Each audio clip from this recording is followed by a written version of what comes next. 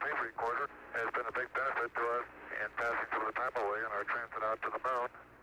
And it's rather odd to see it floating like this in Odyssey while it's playing the theme from 2001.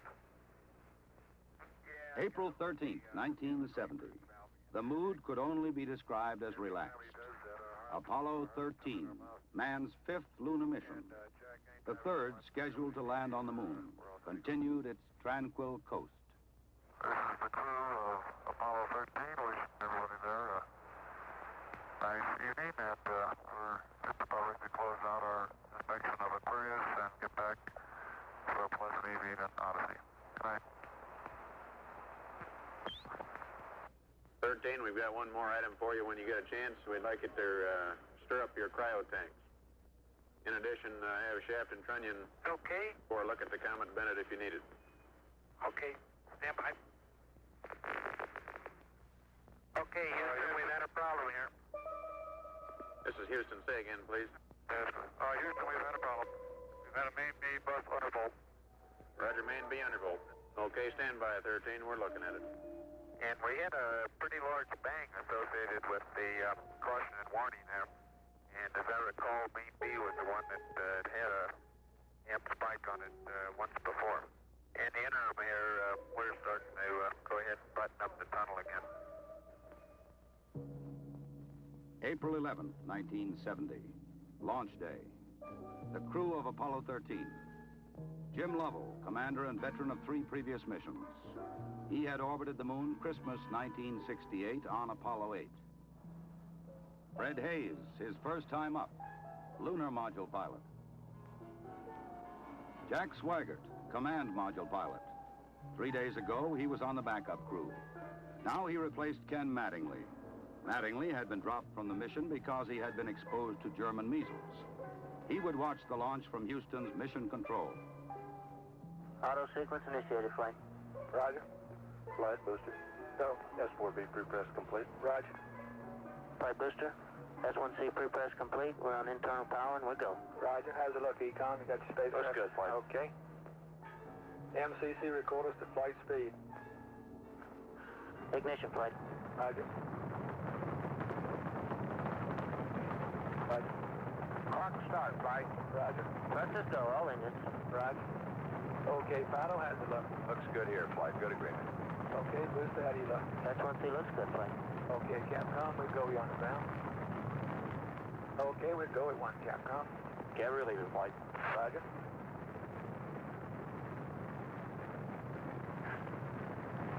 Booster, how do you look? We look good, flight. We go. Okay, Fido. We're go, flight. Looks good here. Guys, how's it look? Good, flight. Okay, Econ, GNC. Looks good, flight. Looks good, flight. Okay, Sergeant. Looks fine. Through max Q and we go, flight. Roger, Booster. And go for staging, Capcom. Confirming board out, flight. Roger. Staging, flight. Roger. Flight Fido, trajectory confirmed, staging. Roger. Flight booster, then board out was way early. Okay.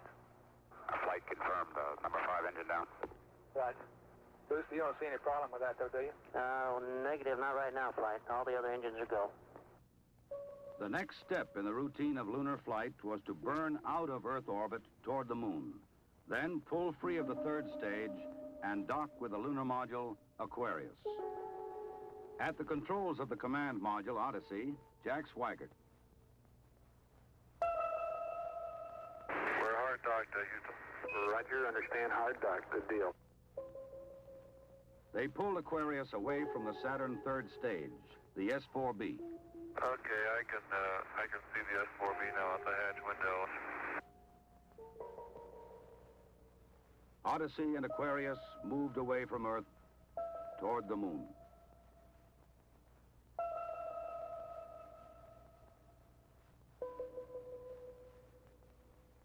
Okay, Houston, we've had a problem here. 5 guidance. Go, guidance. We've had a hardware restart. I don't know what it was. Okay. Houston, we've had a problem. We've had a main B bus undervolt. You see an AC bus undervolt there, guidance? Or ECOM? Negative, flight. I believe the crew reported it. We got a main B undervolt. We may have had an instrumentation problem, flight. Roger. And we had a pretty large bang associated with the caution and warning there. The sensation I had, that I had felt a vibration accompanying the bang, not a large vibration or shudder. Is there any kind of leads we can give them? Are we looking at instrumentation, or we got a real problem, or what? We're reading 0 N2 pressure in fuel cell 1 and 13 PSI on fuel cell 3 O2 pressure. Okay, Barrett, what do you want to do? Open circuit fuel cell 1 and 3? That's firm flight. Shut down the reactance valve, and I asked for a reconfirmation, since when you do that, it's sort of irreversible. If you shut one of these things down, they only can be restarted from ground support equipment. Yeah, that's because of AC, and it looks to me, looking out the hatch, that we are venting something. We are venting something out into space. Okay, let's everybody think of the kind of things we'd be venting. GNC, you got anything that looks abnormal in your system? Negative flight. How about you, Ecom? You see anything that, with the instrumentation you got, that could be venting? That's a firm flight. Let me look at the system flight as far as the venting is concerned. Okay, let's start scanning. Here is a bulletin from ABC News. The Apollo 13 spacecraft has had a serious power supply malfunction that could cause the lunar landing mission to be terminated early. I assume you've called in your backup ECOMs? Flight, say again? Have you called in your backup ECOMs now? See if we can get some more brain power in this We thing? got one here. Roger. At the moment, the astronauts are continuing to try to isolate their trouble. The late report says the spacecraft now is operating on battery power alone. All unnecessary equipment is being turned off. Okay, now let's everybody keep cool. We got the LEM still attached. The LEM spacecraft's good, so if we need to get back home, we got a LEM to do a good portion of it with. Okay, let's make sure that we don't do anything that's going to blow our CSM electrical power with the batteries, or that will cause us to lose the main or the fuel cell number 2. Okay, we want to keep the O2 and that kind of stuff working. We'd like to have RCS, but we got the command module system, so we're in good shape if we need to get home. Let's solve the problem, but let's not make it any worse by guessing. My concern was increasing all the time. It went from, I wonder what this is going to do to the landing, to I wonder if we can get back home again.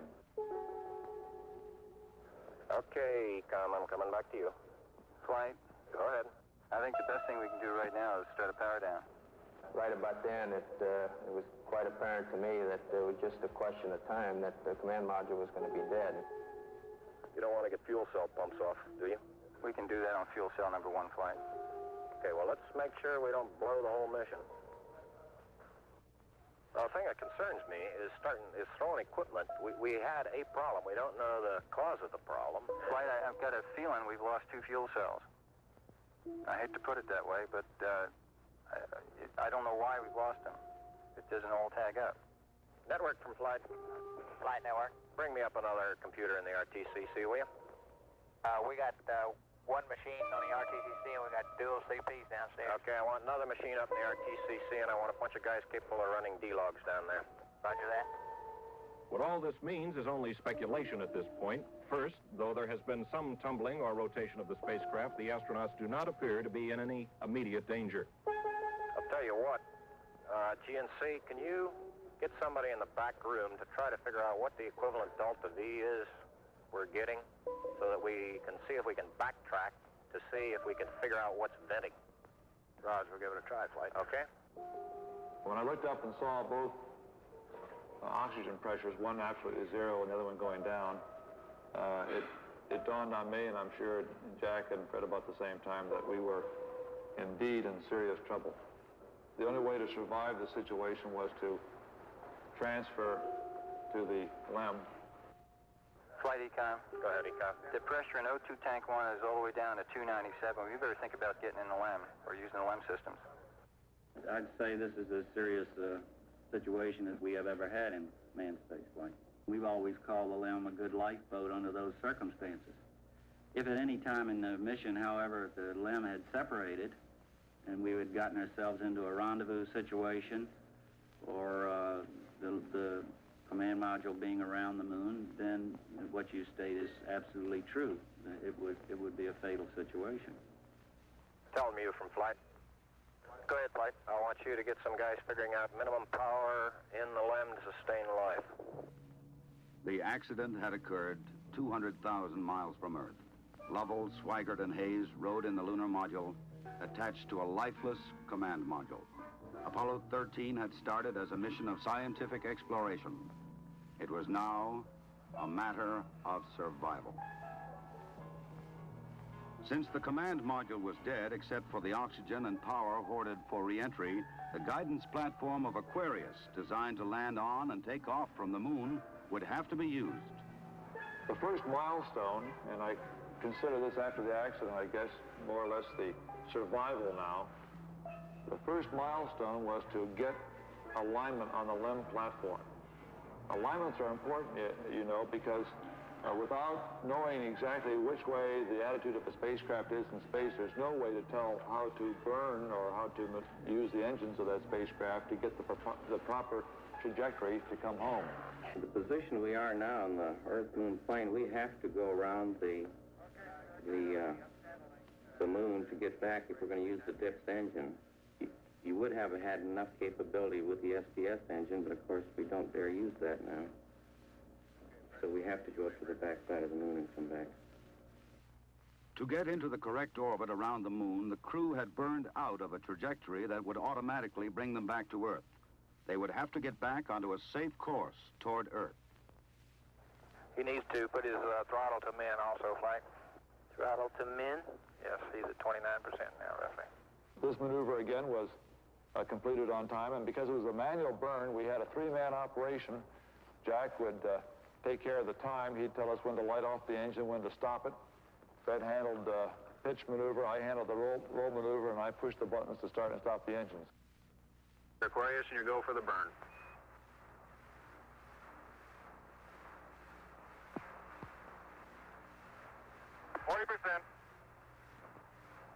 Okay, Aquarius, you're looking good. Auto shutdown. The first problem was solved. They were back on the path to Earth. But there were many other problems to be solved. From a building at Houston's Manned Spacecraft Center, systems experts coordinated the coast-to-coast effort to get the crew back. One of the big problems was consumables. There would be enough to eat and drink. But in space, there are other factors.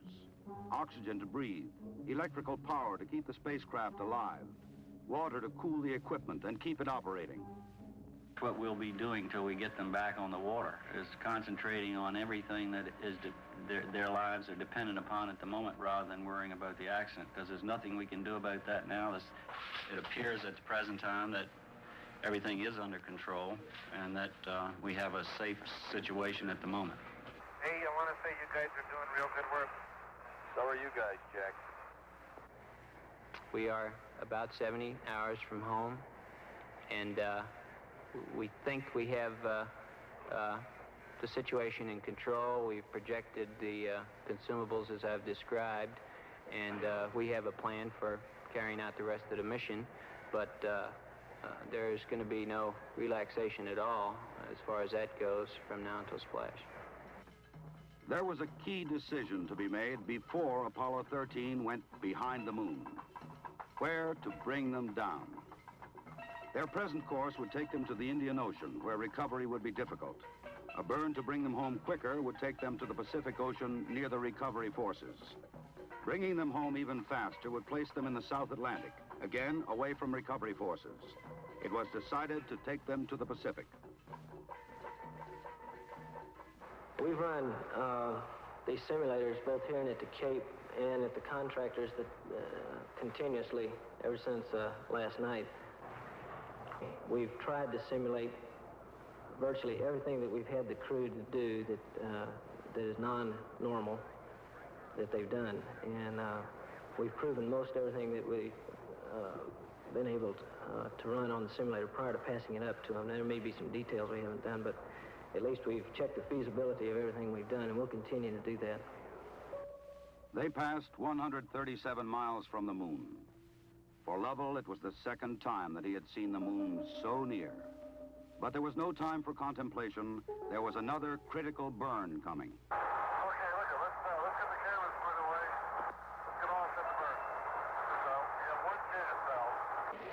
And in Houston, the newsmen poured in to tell an anxious world the story. Well, that was going along with the ignition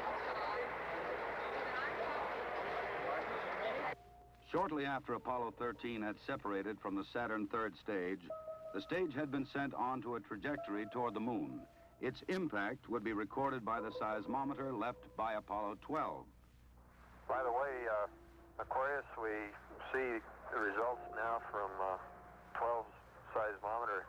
Looks like your booster just hit the moon and it's rocking it a little bit. Over. Well, at least something worked on this flight. I'm sure glad we didn't have a limb impact, too. Jim, you go for the burn. Go for the burn. Roger, understand. Go for the burn. Guidance okay? We're good, flight. Control okay? We're okay, flight. Tell me we're go, flight. Inco okay? We're good, flight. Ground confirms ignition. We're burning 40%. West Houston, you're looking good. Roger. Shut down. Roger, shut down. I say that was a good burn. Roger, now we want to power down as soon as possible. Understand. To conserve the electric power and cooling water, the crew shut down all but the vital, life-sustaining systems of the LEM. I think the LEM spacecraft's in excellent shape, and I think it's fully capable of getting the crew back. I think, as we have found before, every time we've put the LEM spacecraft to a test, it's always done much more than it was guaranteed to do, and I think this is a good case in point. Conserve the consumables, cooling water, electric power. The LEM water gun was leaking, and we shut that off. I guess it leaked about a quart of water, I would estimate. But it took me about 2 days to get my feet dry, and of course, I think you were all aware that the temperatures were going down in both vehicles, and it's made for very chilly feet for a couple days.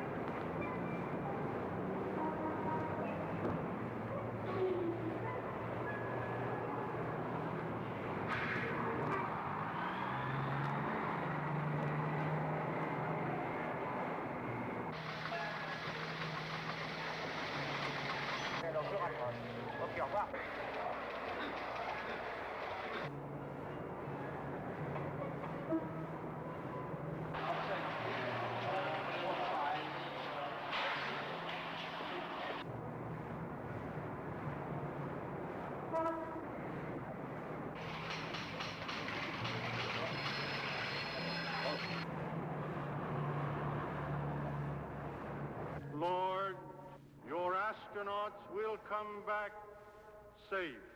If I may be serious for one moment and ask the entire audience for a moment of prayer for the crewmen of the Apollo 13. We'll hold silence for a moment, please.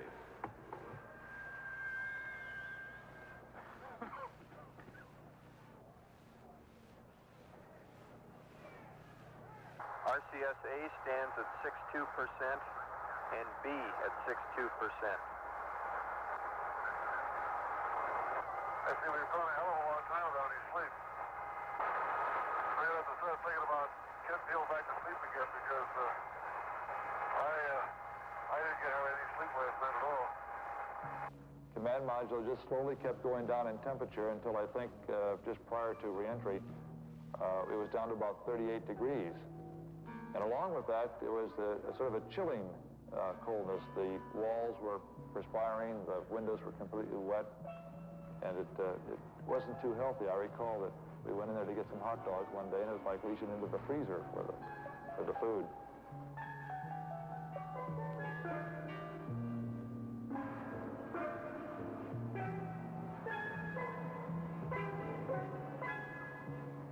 If you want my opinion of how they handled the situation when it happened, they handled it exactly like we'd expect them to. They were about as well on top of it as anybody could be, knowing what we knew, which isn't very much, I'll have to admit. But I think they did everything right within the knowledge that was available to us in a timely fashion, which is what all we expect of them. I think they did a beautiful job of it.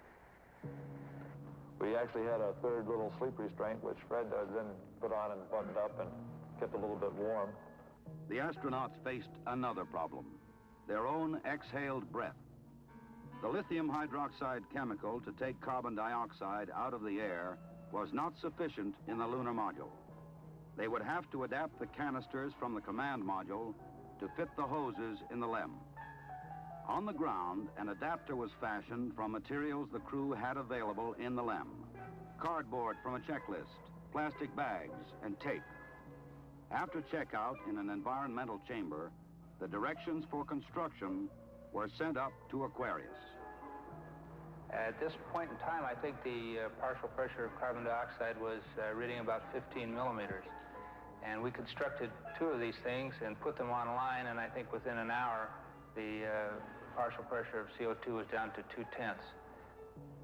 So you see that survival now became one of initiative and ingenuity, and it was one which the ground continually helped us along. We had all kinds of people on the ground trying to think of ways of extending our lifetime. There would be still another burn. A mid-course correction to get Apollo 13 into the narrow corridor through the atmosphere for a safe return to Earth. We're at burn attitude, flight. Knowledge. Ignition. Thrust looks good. Shut down. Hang in there, it won't be long.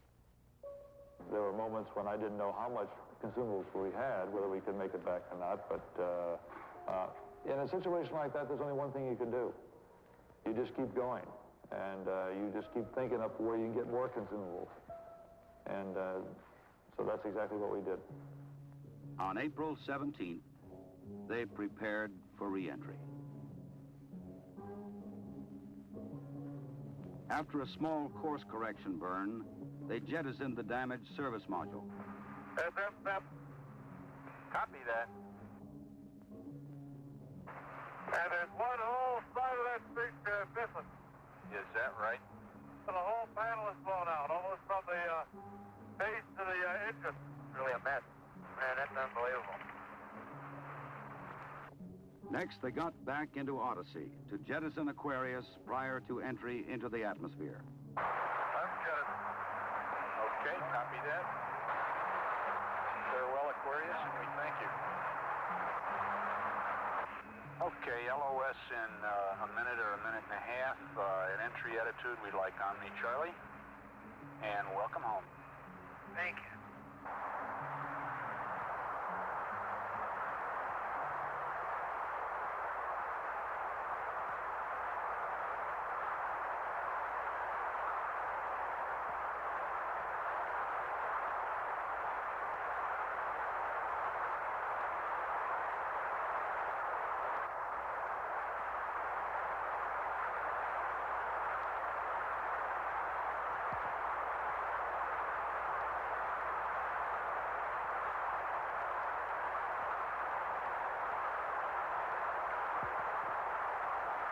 Odyssey Houston standing by, over.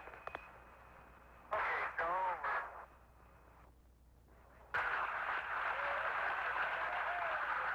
Odyssey Houston, we show you on the mains. It really looks great. Apollo 13, this is recovery, over. They're going through 5,000. Roger, Apollo 13, this is recovery, and your chutes look good. Apollo 13, this is recovery. We observed your RCS burn, over. Recovery, Apollo 13 is descending. Roger. Apollo 13 is recovery, over. Well, the one's placed in at this time, the three chutes are displaced in the water. 0 degrees, magnetic 3.5 miles, Iwo Jima. Iwo Jima, roger. This 401, the command module is stable 1 at this time. They're riding comfortably. The vertical axis are approximately 15 degrees.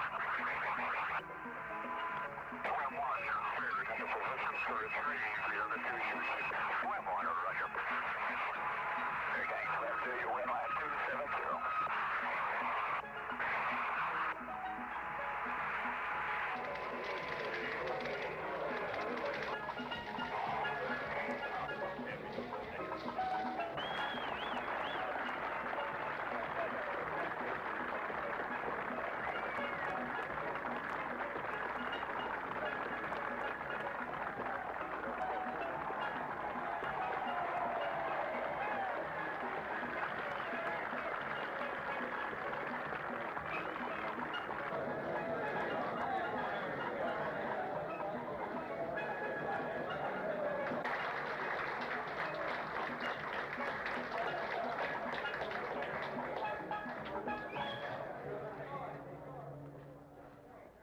I recall, Captain, that when I spoke to you on the phone, you said that you regretted that you were unable to complete your mission. I hereby declare that this was a successful mission. From the start, the exploration of space has been hazardous adventure. The voyage of Apollo 13 dramatized its risks. The men of Apollo 13, by their poise and skill under the most intense kind of pressure, epitomize the character that accepts danger and surmounts it. Theirs is the spirit that built America. Your mission served your country. It served to remind us all of our proud heritage of a nation, to remind us that in this age of technicians and scientific marvels, that the individual still counts, that in a crisis, the character of a man or of men will make the difference. GNC. Go. Surgeon. Go. Procedures. Go. AFD. Go. Network. Go. Computer soup. Go. Raj, network, give me an amber. RTC on AFD conference. RTC's on the AFD conference. Okay, all flight controllers, let's play it cool.